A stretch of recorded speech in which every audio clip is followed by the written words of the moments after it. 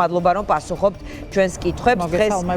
დღეს სამი ოპოზიციური პარტიის ლიდერი 4 ოპოზიციური პარტიის სახელით მართავდა ბრიფინგს, სადაც ისინი სირიის ახალ ხელისუფლებას მოუწოდებენ, მიმართავენ, ხელმოწერებს უგზავნიან, რომ აფხაზეთის დამოუკიდებლობის აღიარება უკან წაიღონ. და ცხინვალის რეგიონის. კი ბატონო, უკან წაიღონ.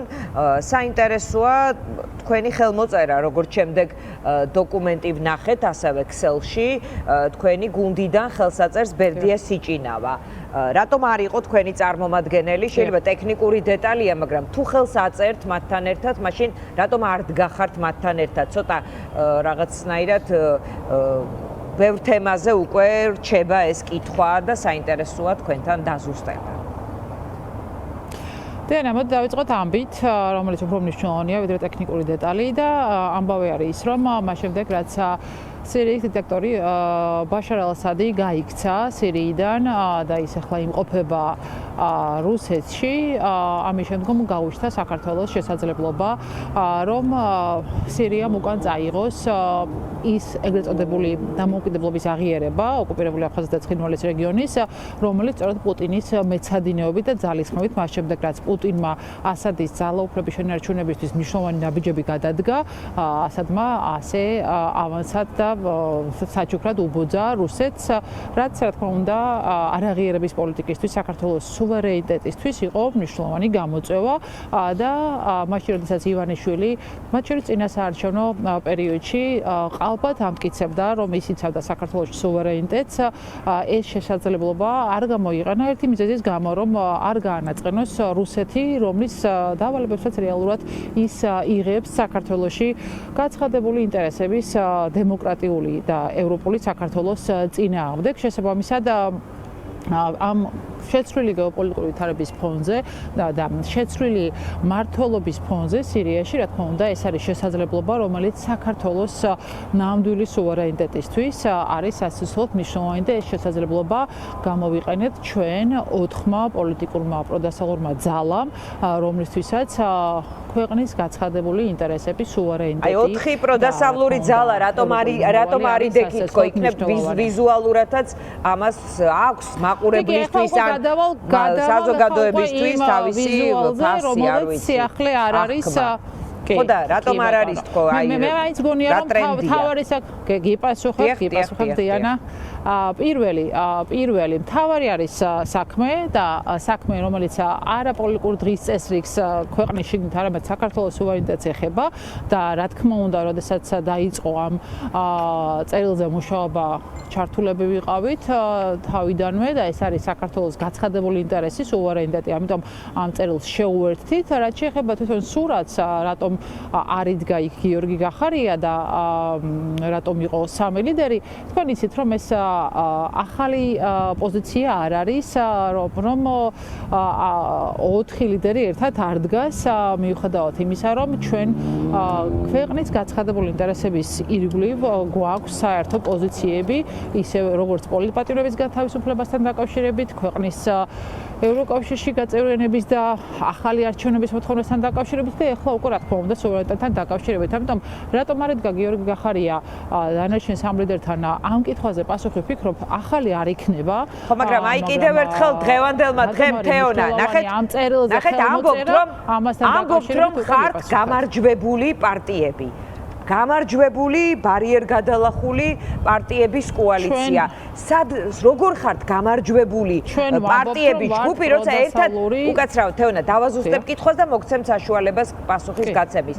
როცა ერთად დგომაც კი პრობლემაა. თუ ერთად წერთ წერილს, თუ ერთად აწერთ ხელს, მაშინ ერთად დგომაში რა პრობლემაა? ანუ არ კადრულობს თქვენი ლიდერი მათთან ერთად დგომას თუ რა ხდება თუ მაშინ როგორ არის ეს რაღაც გამარჯვებული პარტიების ნაკრები თუ ერთად არც ერთ შემთხვევაში არ იდგებოდით როგორ გავიგოთ მაინც მესმის რომ გახარია ამ კითხვების ადრესატი და როცა იქნება დავსვამ კიდევ ერთხელ მაგრამ მაინც თქვენ გეკითხებით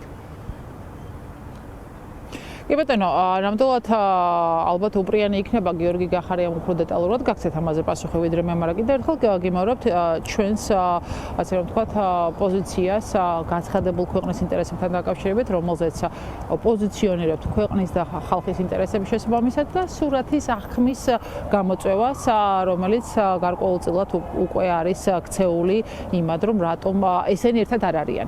ერთად ბუნებრივია ვერ ვიქნებით, მაშინ როდესაც არსებობს უამრავი განსხვავება შეხედულებების კუთხით, მაგრამ ერთად ვაწერთ ხელს, როდესაც საუბარია ქვეყნის სუვერენიტეტზე.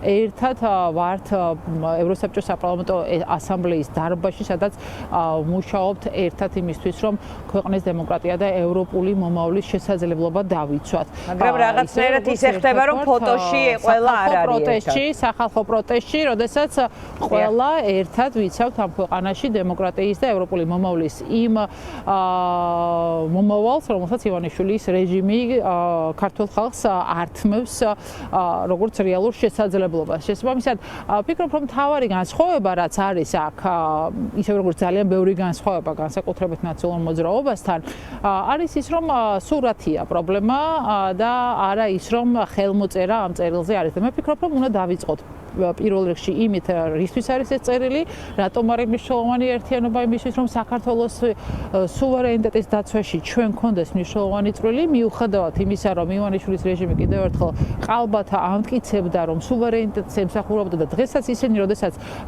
ევროსაბჭოს საპარლამენტო ასამბლეაზე უარს ამბობდნენ სუვერენულობით ხსნიდნენ ამას და ამას საერთო არაფერი არ აქვს ნამდვილ სუვერენიტეტთან, იმიტომ რომ სუვერენიტეტი ერთის მხრივ არის ტერიტორიული მთლიანობა და მეორეს მხრივ არის სუვერენული არჩევანი და ორივეს შეუქმნა ივანიშვილმა საფრთხე, მათ შორის ახლა ძალიან თვალხილული მაგალითია სირიის შემთხვევა, როდესაც იქ შეიცვალა დიქტატორის რეჟიმი და გაჩნდა შესაძლებლობა იმისა, რომ რეალურად საქართველოს სუვერენიტეტის განმტკიცება სირიის მხრიდან ოკუპირებული რეგიონების ეგრეთ წოდებული დამოუკიდებლობის უკან წაღებით მოხდეს და ამიტომ მე მაინც ვფიქრობ, რომ უფრო მნიშვნელოვანია თემა, რის ირგვლივაც ჩვენ მივმართეთ ერთობლივად სირიის მმართველს და რის ირგვლივაც ჩვენ მუშაობთ მათ შორის ჩვენ დასავლელ პარტნიორებთან ერთად იმისთვის, რომ ქვეყნის მუდმივი ინტერესი, რომელიც არის ქვეყნის სუვერენიტეტის დაცვა, მით უფრო 20%-ზე მეტი რუსეთს აქვს ოკუპირებული და ის არა მხოლოდ ოკუპაციას ახდენს, არამედ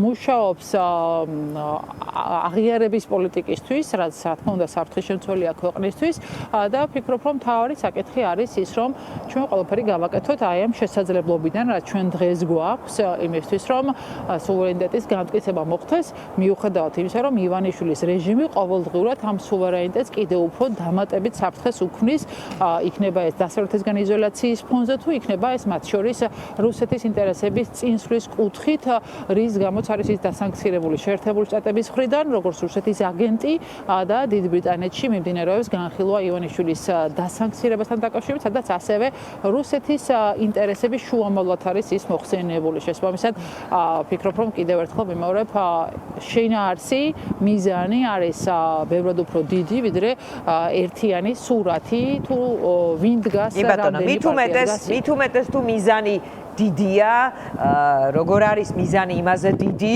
ვიდრე ეს ან კომპლექსები, ან არ ვიცი, რაც შეიძლება სხვადასხვანაირი აღქმა შეიძლება არსებობდეს. მაშინ იმათთან ერთადაც ნუ მოაწერდით და როგორც ევროსაბჭოში, აქაც ცალკე გაგეგზავნათ სირიის ახალი თავრობისთვის წერილი. ევროსაბჭოში წერილი იყო ერთი საკითხი და მეორე იყო მუშაობა. ძალიან მნიშვნელოვანი სამუშაო ჩატარდა ევროსაბჭოს საპარლამენტო ასამბლეაზე. მთლიანად დელეგაციის მხრიდან საქართველოსი, არა ივანიშვილის რეჟიმის, არამედ საქართველოსი, იმიტომ რომ ჩვენ მაგალითად ვიყავით ჩვენი პარტნიორი პარტიისგან მოწვევით ევროსაბჭოში და თქვენ ნახეთ მათ შორის სამოქალაქო სექტორით, რომელიც ასევე იქ იყო და ერთობლივად მიმდინარეობდა მუშაობა. წერილები ვიგულისხმე ამ შემთხვევაში, რომ იქ ბევრი ადამიანი იყო. რეზოლუციაში აქვს. დიახ. კი ბატონო, კი, მაგრამ მნიშვნელობა აქვს ერთობლივად ადამიანების მუშაობას და ის რომ შედეგი დადგა, სწორედ დამსახურება იმისა, რომ როგორც ერთი მხრივ წერილი და მეორე მხრივ მათ შორის ადგილზე მუშაობა იყოს ასე მნიშვნელოვანი ქართველი ხალხის ინტერესების დასაცავად და არა რომელიმე პოლიტიკური პარტიის დღის წესრიგი წინსვლისთვის და ფიქრობ რომ ეს შედეგი დაიდო და ძალიან მნიშვნელოვანი იყო ის რომ ახალი არჩევნების მოწოდება პოლიტიკური პატიმრების გათავისუფლება და მათ შორის დასჯა ყველა იმ მოძალადის რომელიც რეჟიმის სახელით ხალხის წინააღმდეგ ძალადობდა და არადმომყოფის მეთოდებს იყენებდა ისევე როგორც არჩევნების გაყალბებასთან დაკავშირებით უამრავი კრიტიკული შეფასება იყო სწორედ დამსახურება ქართველი ხალხის უწყვეტი პროტესტის საქართველოს მასშტაბით და არა მხოლოდ თბილისის და ჩვენი დასავლელი პარტნიორების მხარდაჭერით სწორედ ქართველი ხალხისთვის და ჩვენი შემთხვევაში ამოცანა და ჩვენი დავალება სწორედ ქართველი ხალხის დღის წესრიგით მოქმედებაა და ფიქრობ რომ ამ მიმართულებითაც მათ შორის სუვერენიტეტის დაცვის მიმართულებითაც გვექნება წინსვლა მიუხედავად ივანიშვილის რეჟიმისა რომელიც აი ამ პროცესში მკვეთრად აუარესებს ქვეყნის ნამდვილ სუვერენიტეტს და დამატებით საფრთხეებს უქმნის რუსეთის მხრიდან ამ სუვერენიტეტს და გრძელვადიან ინტერესებს. მადლობა. მადლობა. თეონა აქუბარდიას